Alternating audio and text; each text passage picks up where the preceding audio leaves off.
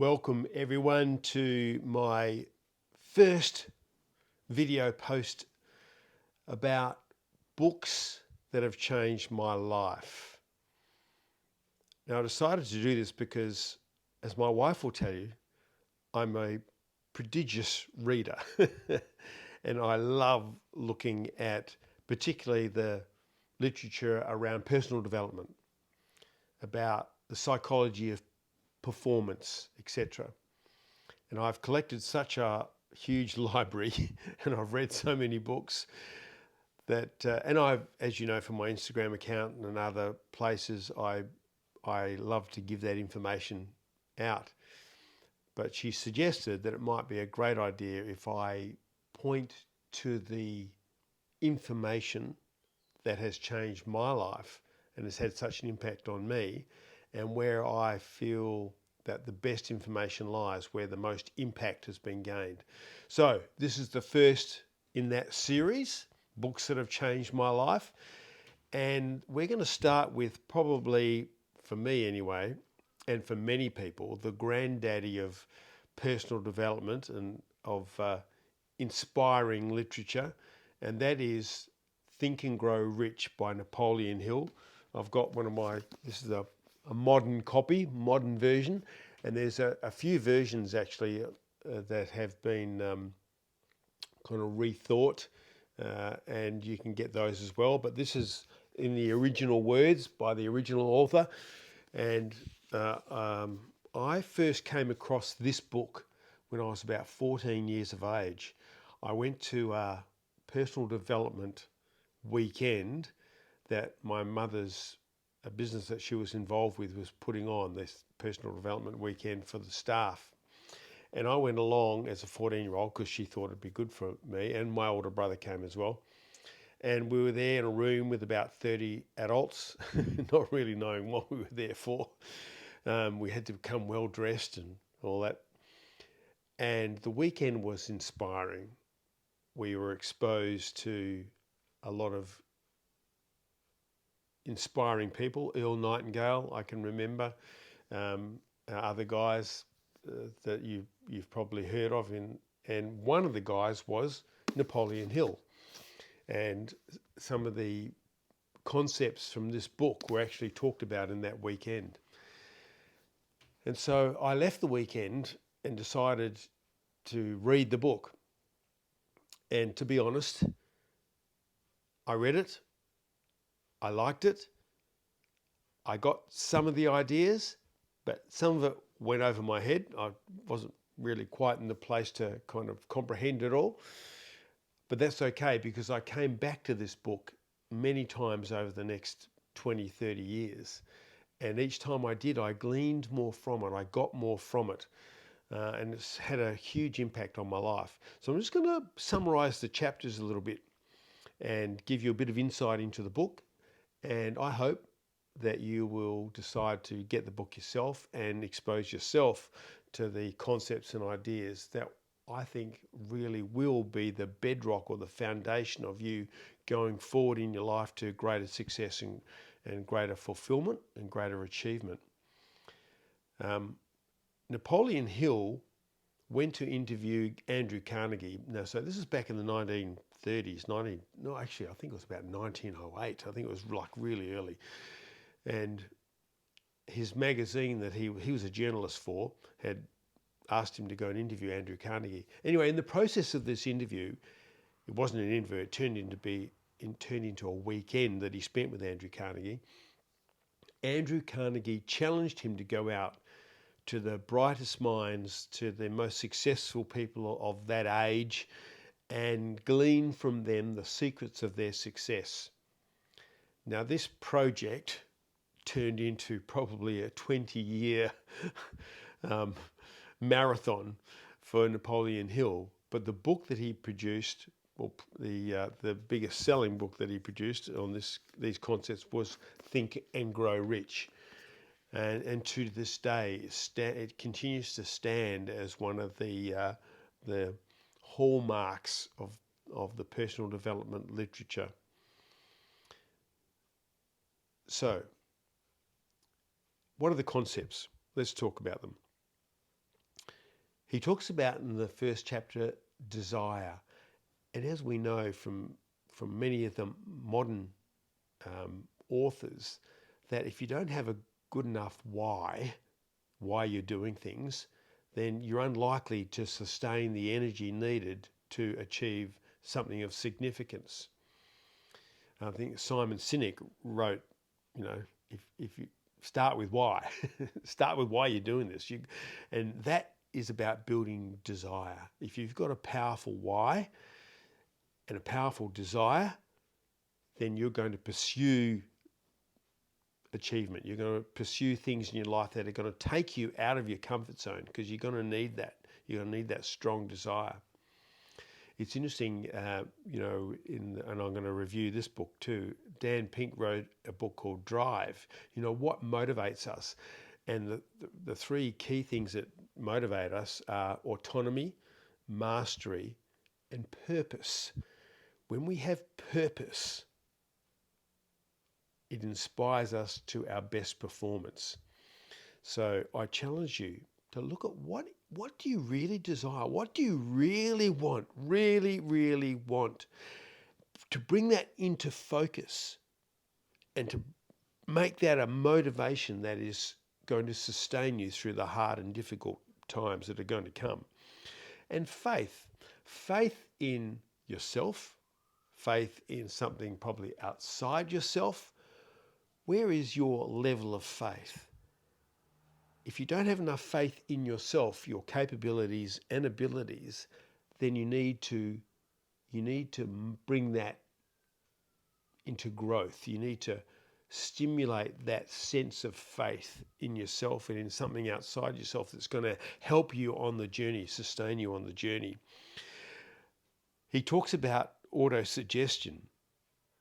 Now, this is way back in the early part of the 20th century, when a lot of the psychology of this wasn't clearly understood or known. But he's talking about auto-suggestion. What does that mean? It means talking to yourself. We call that sort of thing affirmations these days, or self-talk.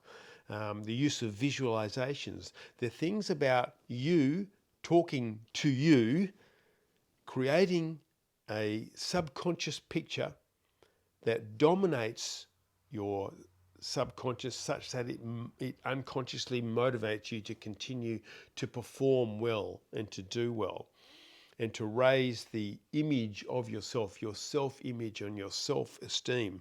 So auto-suggestion, way before its time, but he's seen it in the powerful people of his day, that they have this sense of suggesting to themselves and then maintaining this almost self-hypnosis, this auto-suggestion that gets the best out of themselves. Specialized knowledge, growing, expanding. We know our universe is expanding. You know what? We're designed the same way. I am sure we are designed to expand, to keep growing. When we stop growing, we start shrinking, we start dying. We know that from our understanding of trees. When a tree stops growing, it starts dying. We're the same way. When we stop growing, when we give up on education, when we stop exercising, we stop moving, we actually start shrinking. Our world becomes smaller. And as it becomes smaller, we set ourselves up for perhaps departing this world earlier than we should be.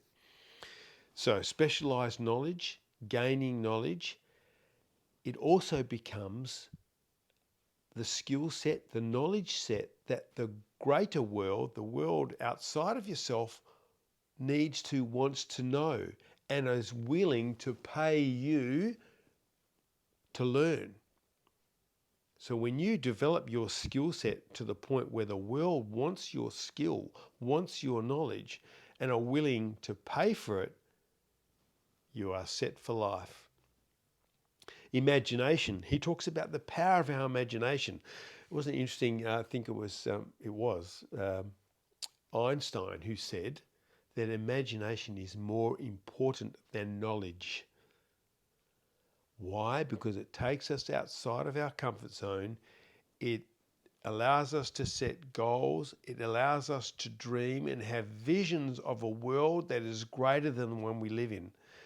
Everything that we see around us now, everything that we now enjoy, was someone else's dream, someone else's imagination, and now it's reality. If you want to expand your mind, expand your world, expand your wealth and your success in life, then you've got to feed your imagination and become a creative marathon runner. You've got to build that creative muscle, and your imagination is the first way to do that. People who were wealthy, organized planners. Isn't it interesting how much talk and all the information that's out there, and we'll talk about it along the way, about planning your day, about having a concept of time management, the management of your time as a resource, the management of your abilities, the management of your imagination, how you can have or create a pathway in your life through organizing your time so that you maximize your potential to achieve and to go forward and to gain momentum. And this is back again, this is 100 years ago when he's talking about this stuff.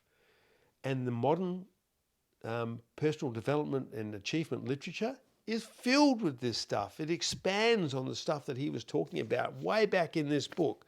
So I really entreat you to read this book. There'll be a link, by the way, in the description below to go and get the book yourself. If you follow my link, you'll help me, because that, gives me some income. And helps. Being a decision maker, really important. A decision maker, even if you make the wrong decision, you can always go back. But achievers are decision makers.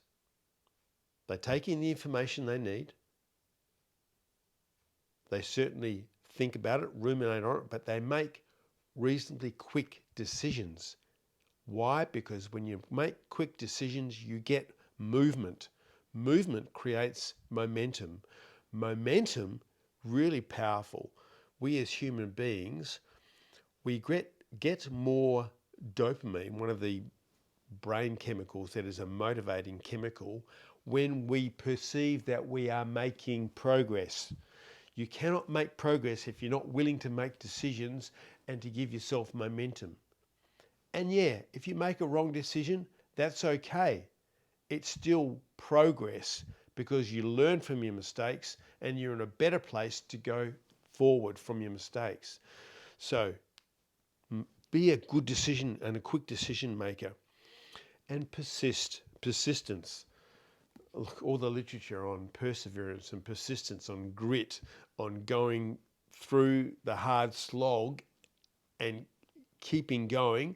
There is so much literature. I'm just reading at the moment David Goggins' book on Can't Hurt Me. Oh my goodness. If you ever want a book, and we're going to talk about that one too, if you want a book on persistence and perseverance and doing the hard yards, that book is the epitome of it. And what he succeeds in doing with himself, in and of himself, is extraordinary. But persistence, perseverance, and a mastermind. What does that mean? It's a group that you gather around yourself that gives you information about how to grow, that may be the mirror that reflects back to you the things that need to improve, but also shows you the areas where you are excelling. This mastermind group, this group that you can relate to, that gives you feedback about your performance. And all performance only improves with feedback, both positive and negative.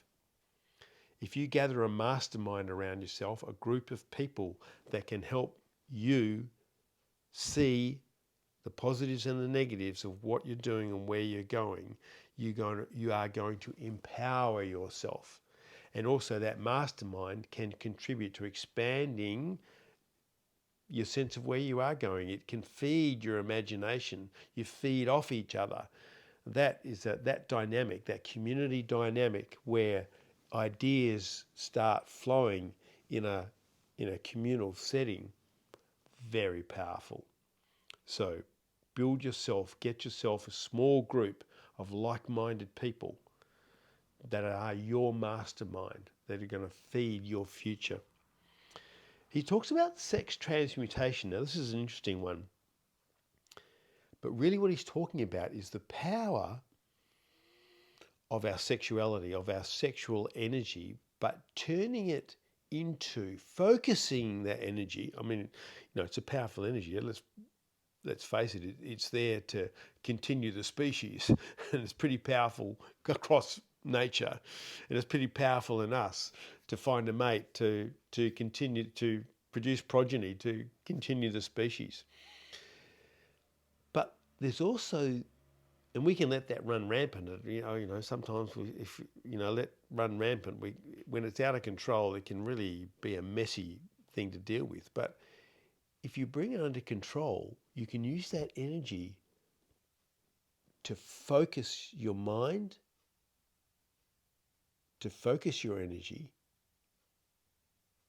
and to use it to create new and better ways of seeing and doing things. It's a powerful focus energy. I'll leave it at that, but you get the idea. Then he talks about the subconscious mind, and this goes back to auto-suggestion and so on. And he talks about the brain. And again, this is 100.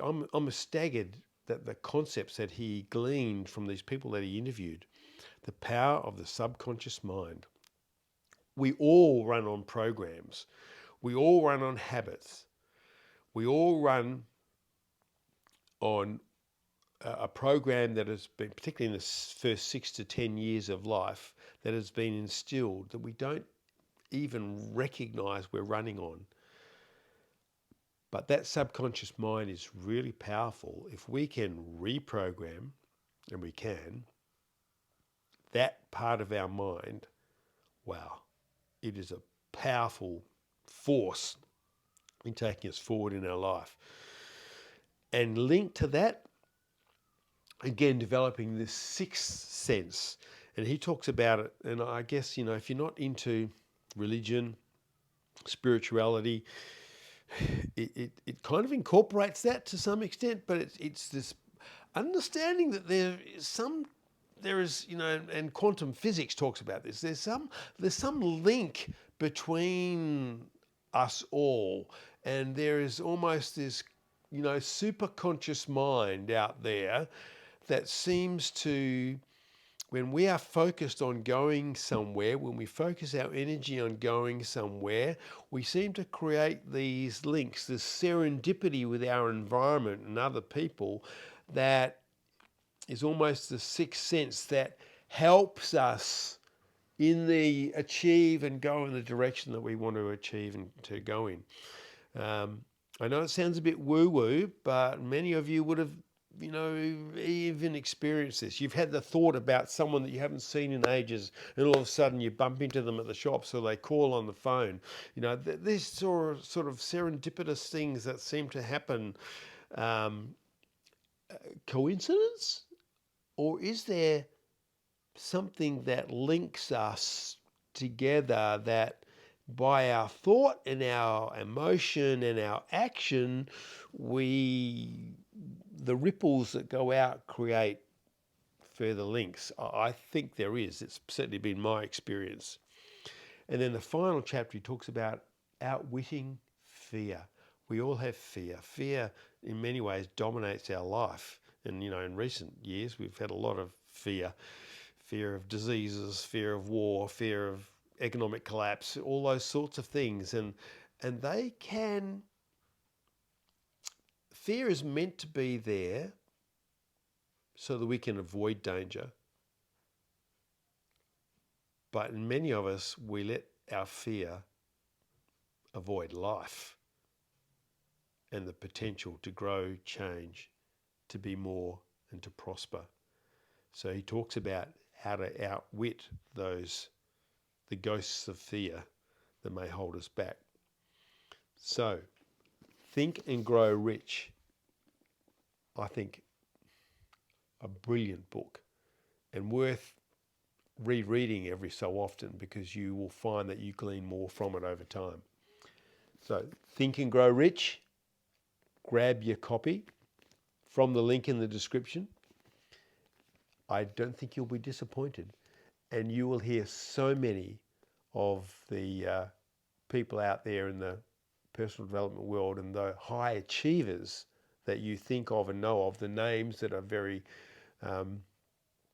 common out there that you know will spring to mind for you.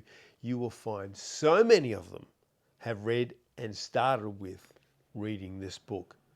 So get into it. There's also audible versions of it from Amazon.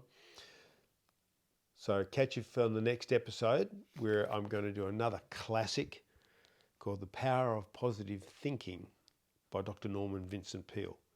Catch you then.